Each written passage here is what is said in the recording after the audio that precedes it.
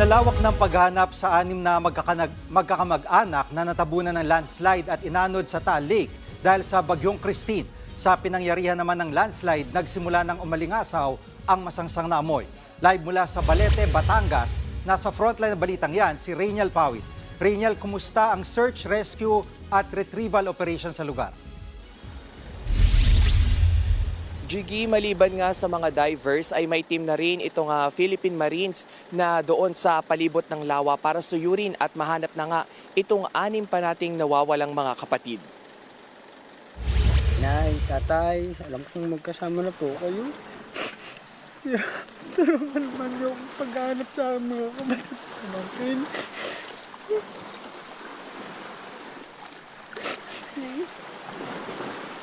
Hindi naman po ako titigil.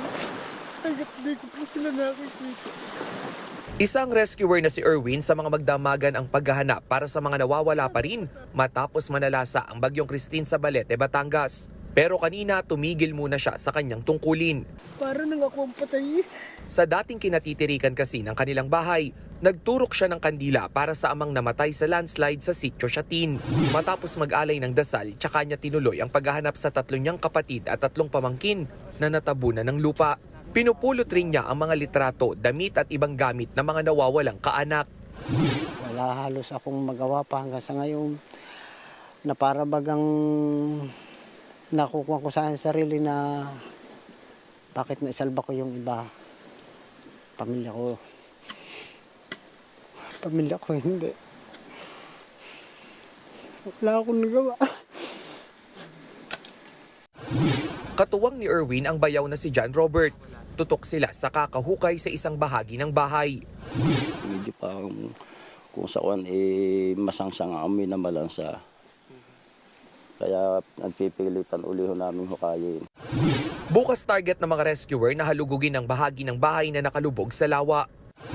50 metro mula nga doon sa kinatitirikan ng bahay ng mga Mendoza ay umabot dito yung ilang bahagi ng kanilang bahay. Sa ngayon, pahirapan pa ang paghahanap ng ating rescue team doon mismo sa buong bahagi nga ng bahay at sinabi nila na salasalabat na yung ilang troso doon sa ilalim ng tubig. Pinalawak na rin ang sakop ng search operations. First day to second day, naglibot mula sa pinangyarihan, sa paligid ng bahay at ganoon din sa malapit dito sa area ng lawa at doon sa bahay. Nung first day and second day. Tapos nung third day hanggang sa ngayong kasalukuyan, inikot na ang buong lawa ng Taal para lamang makita kung talagang meron ng labi na o katawan na makikita.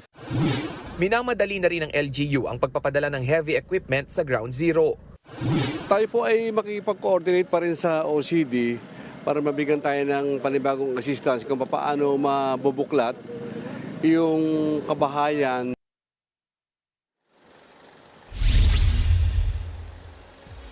Jiggy, bukod nga sa pinaghalong putik, basura at mga troso doon sa lawa, ay isang malaking hamon ngayong araw sa rescue operation ay yung galit na lawa dahil sa taas ng alon. Simula kaninang umaga ay ganito na nga yung itsura ng lawa hanggang lampas tao yung alon na nararanasan sa ngayon. Jiggy. Maraming salamat, Rainiel Pawit. Mga kapatid, Jiggy Manikad po, iba na ang may alam at may pakialam sa panahon ngayon. Para sa konkreto, kumpleto at komprehensibong balitaan sa Frontline, mag-follow at mag-subscribe sa social media pages ng News 5.